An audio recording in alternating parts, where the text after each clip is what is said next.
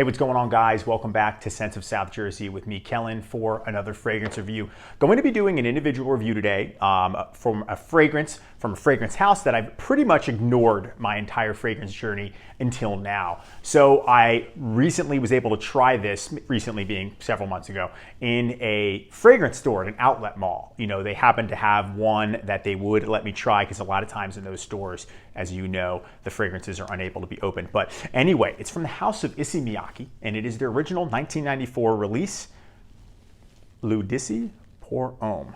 So what we'll do, as we always do in all of my individual fragrance reviews, is we'll break down the fragrance into 5 parts. First, taking a look at the box and bottle presentation. Then I'm going to go over the fragrance's notes and tell you which ones I pick up on. Then I'm going to talk about its performance based on my experience wearing the fragrance. And as you can see, I've gotten a lot of wear for this because this is not that old of a bottle, maybe a month. And then I'm going to talk about my thoughts, and then I'm going to give my overall rating.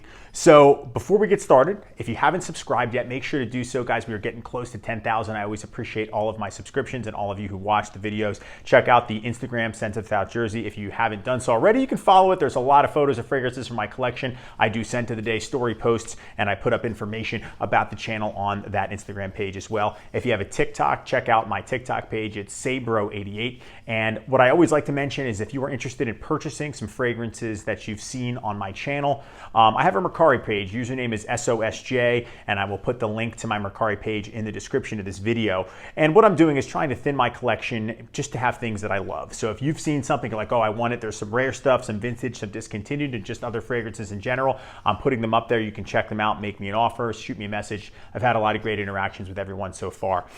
So let's not waste any more time, and let's take a look at D'issey Pour Homme by Issey Miyake. Okay, let's start things off with the presentation. So I got the bottle in a gift set. Obviously, you guys know I like the body line stuff, so that's what I went for. It was the best deal. I forgot to mention it is classified as a woody aquatic scent. So what I do have, though, is the box from the aftershave. So it looks identical to the EDT box. So it's very simple. Issey Miyake, it has D'issey Pour Homme here, and you have white and you have silver. And this is going to be obviously for the aftershave. The aftershave was 100 ml. The bottle, though, that I have is a 4.2, so 120. On the top, you don't have much going on. You can see on the back, you got some brand information. Very simple presentation on the box. Nothing to stand out, but just the simplicity of it actually makes it look very nice. Taking a look at the bottle here. I've always thought these were interesting bottles. They kind of go above and beyond with the cap here too. So it's angled, it kind of goes up almost like a flat tower. It says D'issey, but it's got this nice frosted glass here. You can see my juice level, Issey Miyake. On the bottom, you've got some brand information. It is made in France. And then on the back, you don't have much going on here. We can take the cap off. The cap does click into place, but the bottle is heavy, so just be careful, but it usually should hold. You can see here, it's not a cheap cap. And then you can see, let's get the distribution here. I'll spray some on. Great sprayer on this one. It's probably why I killed so much of it, or part of the reason why. So great distribution, pretty cool, interesting presentation for D'issey Pour Homme. Okay, so it's time for the notes for D'issey Pour Homme by Issey Miyake. Guys, there's so many notes to this fragrance. It's like a ridiculous amount. It's 1994, but there's notes like it's 1984. Like it's one-man show level amount of notes for this fragrance. So I'm gonna have to look down and read them. Forgive me. In the top, you have yuzu. And I want to point out that this was one of the first fragrances to really break out and use yuzu from what I've heard and heard from people in the fragrance community and read online. So yuzu, lemon, bergamot, lemon verbena, mandarin orange, cypress, coriander, cologne or cologne, coriander again, and then we've got tarragon and sage. In the middle, you have blue lotus, nutmeg, lily of the valley, saffron, bourbon geranium, something Ceylon cinnamon, and then something called mignette. So these are like notes I've never even heard of. And then in the base, you have Tahitian vetiver, musk, cedar, sandalwood, tobacco, and amber. So let's spray the open again here. Let's get this. I can definitely pick up on citrus. And it definitely has what I would think is yuzu, because another fragrance that I know that has yuzu in it, which is the Issey Pour Homme Low, hence the name Low, that has yuzu in it as well. Definitely get florals, and I definitely get that vetiver and muskiness too. Anything else, no way I could pick up on. There's too many things. Okay, so as far as the performance goes, this is modest, right? So it's a fresher fragrance. On skin, maybe 3 to 4 hours. On clothing, it lasts a lot more. However, sometimes I feel like I do go nose blind to the scent. Like other people will notice the smell and I just don't. I just feel like it's gone, but it's really not. So, maybe with clothes, you have to apply this on clothes. I spray my shirts a ton and the next day I can still smell it. I know it's later in the day when I think it's completely gone. My girlfriend, you still smell nice. I'll ask her, do you even detect this anymore? And she'll say yes, and I can't. So I think it stays with you longer than you think, but overall it's not a beast mode or super projector fragrance. However, it does have a full body line. So see, there's some of the products that I'm going to show you guys that'll help boost the performance. Number one, it's got one of the best deodorants I've ever used for a designer fragrance. It lasts all day. The deodorant will last in terms of like you not sweating.